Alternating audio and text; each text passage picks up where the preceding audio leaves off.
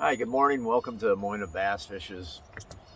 I'm Jim Moina, and this is my recap of the 2023 Toyota Series tournament on Lake Sam Rayburn, won by the one and only Dakota Ebear. Congratulations to him. So, this was a tournament where I finished 96th place out of 190 some anglers. So, middle of the pack. Not at all pleased with how it went down. This is not what I look for. This is not what I strive for. Nobody does. Nobody's looking to finish 96th place. So, what, obviously you got to try to learn something every time. And what did I learn here? Well, I think what I learned is, last year I was on some better quality fish, and there wasn't a whole lot of grass in the lake, so I was fishing a lot of brush pile type stuff and fishing deeper water, and I had two solid finishes last year in the Toyota Series here, and then the Pro Circuit, the Tap Warehouse Pro Circuit years. I had good finishes. So I did look at some of that brush pile stuff this year, and maybe not enough of it. I looked at it, the stuff I found, it just wasn't happening like it was last year, it seemed like to me. And this year there's so much more grass that I started thinking, well, maybe I have to fish up in the grass. And maybe that's what I did wrong, is just too much grass fishing and not enough looking for hard bottom, brush pile type fishing, more typical winter type fishing. Although this lake has such a good reputation for good grass fishing, but we had, with the weather that we experienced, we had that front come through the day before, and then it got extremely cold that night. And I think that's just can shut down that shallow grass fishing more than it can shut down the deeper fishing. And I kind of was thinking that, which is why on day one of the tournament, I fished some brush piles that I really thought I could at least get my day going with a 10-pound limit. If I fished half the day near the boat landing where we took off from, thought I had enough brush piles and the odds and ends around there to come up with 10 pounds. Well, after about 5.5 hours, first of all, we had a 1 hour fog delay, so that took away an hour of the day for me. And then after like 5 hours of fishing near the boat landing, I only had two fish. One was off of a brush top. One was off of a shallow spot. And so then at that point, I decided to run up to the Black Forest and have at it up there, and some of the grass. I had a school. I had a school of so many fish up there that I found a few days prior. Just I think 2 days prior to the day one of the tournament. And when I got there, there were still a couple fish hanging around that I saw on the active target, but they were just real lethargic. They weren't responding to my lures very well. They would look at them, and just not take them. And just the numbers just weren't there. So I really didn't know. That brings up another question about that spot. Why did that school move? What happened there? There's two possible reasons. One, it could be that people already fished there because by the time I got there it was like 12:30, about 12:30, and I had a check-in time of 3:15. So it was about 12:30 when I got there. There could have been a couple boats already swing through there and blasted those fish and scattered the school out, and caught some of them, released some of them that were shorts. It could have caught some of the keepers and then just scattered and dispersed the school. That's one possibility of what happened there. The next possibility was that particular spot would have been right in the teeth of some big monster waves from the storm that rolled through, in the front that rolled through. So that heavy wave action possibly could have dispersed that school, I'm thinking. Or I guess the third option could have been they just moved on. They would have done it anyways. apparently that can happen anywhere you go, really. So wasn't sure what the case was. I just know on day one those fish were not ready to go. I had another place near there in the Black Forest that I had several fish, or not several, but it seemed like there was this area drew some fish. I had 3 bites there, well, 4 bites there actually. Put 2 in the boat, the other 2 I didn't in practice, and I caught 1 short there, and that was it. So I was done. That was it. I was done. The 2 fish I caught down by the boat landing, the one came on the shallow fish came. I actually was throwing a drop shot with a Billy Rub's Tricky D worm on it, so I caught that one. Then the other one I caught on a little swim bait with an all-terrain tackle smasher, smallie smasher head. Caught that one off a brush top near takeoff. But it just wasn't happening around there. But even then, like, I mean, I checked some of the other brush piles I had up the lake, and like, for example, where I caught my 810 in last year's Toyota tournament, which was big bass day one of that tournament last year. I mean, the brush pile where I caught that one, there was just nothing happening. And I checked another brush pile that was loaded with a lot of fish last year, and that just a couple fish were there. So it got me thinking that I needed to be up in the grass. And I'm sure a lot of fish were caught in the grass. I'm sure some of the guys that did well in this tournament were grass fishing. So you can't discount the grass at all. But just looking back on it, if I look back at last year, all the big fish I caught last year, because I spent like 3 weeks here, because I had the Tackle Warehouse Pro Circuit tournament here, and then 2 weeks later I had the Toyota Series tournament here. So I spent that time, but then I did come back in May for another Toyota Series tournament here. But discounting that one, let's just talk about the late winter tournaments. In practicing and fishing, I caught 3 monster bass in all that time. One was on a football jig in about 20-25 feet of water.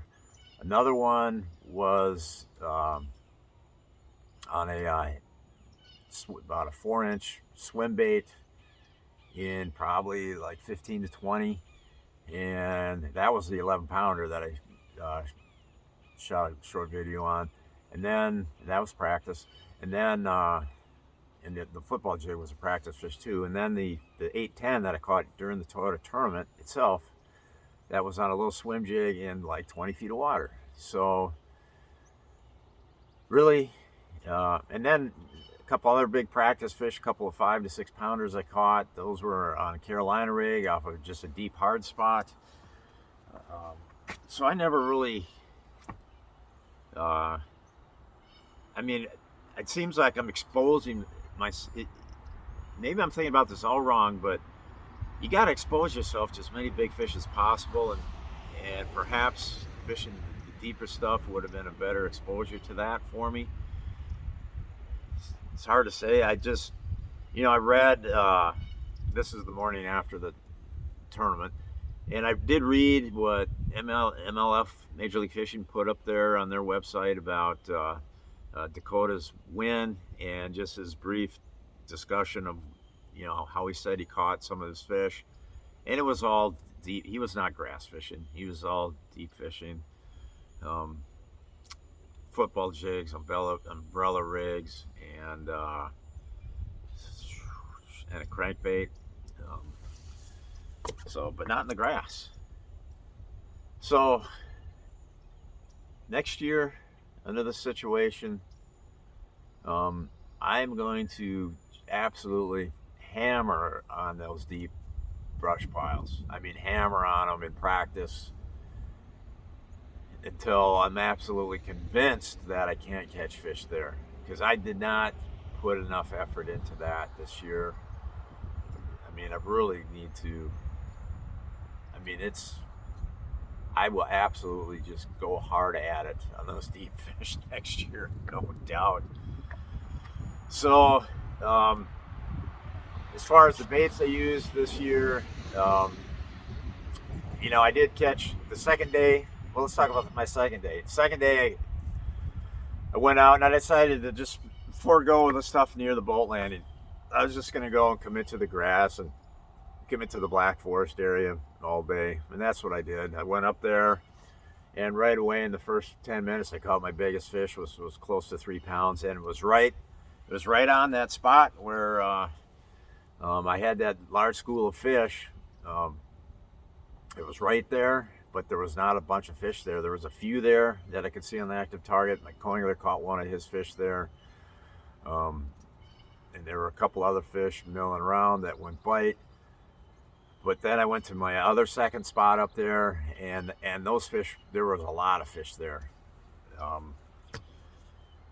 And I don't know if it would have been, I don't know if the fish that were from the other spot swam over to here because it was all part of the same area, but probably not. But whatever, the fish were there, but they weren't big ones. They were just filler fish. So I filled out my limit there using the all-terrain smallie smasher with the little swim bait on there. And that thing made quick work of it. If I could see some fish on that scope, about every other one, I could get to hit that thing. And I made 2 passes down that break line with the hydrilla. I made 1 pass, had my limit, and I'm thinking, but they're all just 14 inches. I mean, some serious line burners on some of them. So I'm like, well, I'll turn around, get rid of some of these line burners, hopefully, and then maybe get a big one. So I went back through there again and caught some more fish. Got, instead of having 14-inch line burners, now I had like 14.25 to 15.25 inchers. So then plus the one rattle trap fish from the first spot, which was a rattle trap fish, by the way. So now, but there was still a lot of fish that I saw there on that area that had filled out my limit in that grass. But I decided, why should I just continue to upgrade by ounces here? I've made 2 passes on it, haven't caught a quality fish. In my mind, I'm needing 20 pounds, a 20-pound bag or better to just cash a check for this tournament. So with that in mind, rather than worrying about ounces, I for surely probably could have gained a few more ounces had I just kept working that area.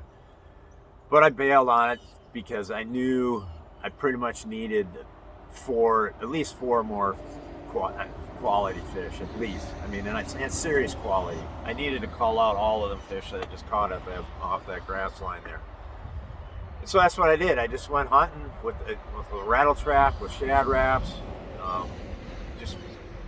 just working the rest of the day pretty much on Black Forest grass areas, and came up empty-handed. I did catch a few that were like around 14 inches. I didn't even bother. I mean, this was a rarity for me because I wasn't worried about ounces. So I was catching these fish that were like, every once in a while I'd catch one, they'd be like, I'd look at them and be like, man, this is like a line burner. It's like 14 inches. It might be 14.25. I might gain, I'd have to, it's probably 14, I'm thinking, but it's just like the ones I have. If I sit down, then I got to take all the fish out, weigh, do the whole calling process for maybe gaining an ounce, maybe. So a couple times this is rare for me because I'm not worried. Like I said, I'm not worried about ounces right now. I'm worried about time and worried about finding the place where I need to be. So instead of wasting 5 minutes calling, and I probably saved myself 20 minutes over the course of the day, just throwing back line burners that might have gave me an ounce. So that's what I did. Did that. So now, obviously, there was some quality fish in the grass. There's no doubt about it. Where did I fail in my grass fishing? The guy that I had with me was a local, lives on the lake. I had two great coinglers again. So you hear so many bad coingler nightmare stories, but I'll tell you what, 90% of them, or bad, or even more, are totally game, totally they're totally with you on trying to, you know, they're very conscious of, hey, I don't want to interfere with what the guy in front of the boat's trying to do. They're very aware of that. That's 99 out of 100 guys are like that. So, anyways, that's a side note. Good couple good guys, but anyways, this guy was a local, and his input on the grass fishing was he really felt like I wasn't fishing heavy enough grass. The stuff I was fishing was like short. Most of what I was fishing is some short hydrilla. And I did get, but in practice, whenever I got around the really heavy hydrilla, I never caught anything. So, but that was his take, and to back up his statement with a little bit of evidence, well, not only his own experience on the lake, but his day one partner, and he told me this after the competition was over with. He told me, yeah, his day one partner. Well, he told me the story of his day one partner who had like a 5-pounder, a 4-pounder, and a 3-pounder, and jumped off like a 7-pounder. Those are his only 4 bites. His co-angler's pro partner the day before, and he said that's what happened to his partner. And so then at the end of the term, he said, "Yeah, Jim, that guy fished one place the whole day, and it was nothing but just ripping heavy, tall, heavy grass. But that's where his big ones was in that type of spot." So, and I'm sure there's lots of big fish, a lot of quality fish caught out of the grass this year. It always is, but I may have missed the boat by just not finding the right heavy grass. So, anyhow, I'm not really going to pull out my lures out of the rod box here. There's just not a whole lot to say about that. But I don't know. That's my synopsis on this tournament. If I was to come back again, I guess 2 things. 1, make a hard commitment on brush piles. And 2, if that just does not cut it, then make a hard commitment on fishing the heavier, taller, thicker grass this time of year. I will be back here to Sam Rayburn for the 3rd Toyota Series tournament here in May. Things will be a lot different then, and so I probably will not get away from the grass in that tournament. That will be, but we'll see. I don't know. We'll see. Looking back on last year's tournament in the May, seems to me guys that just blistered them were fishing deep brush piles again. So, anyways, that's down the road. I've got other tournaments to worry about between now and then. The next one up is Lake Okeechobee in a couple weeks here, and that's where I'll be headed. So, anyways, thanks for watching this video. My goal with these videos, I hope that you guys are entertained or educated, at least learn something. So anyhow, thank you. Over.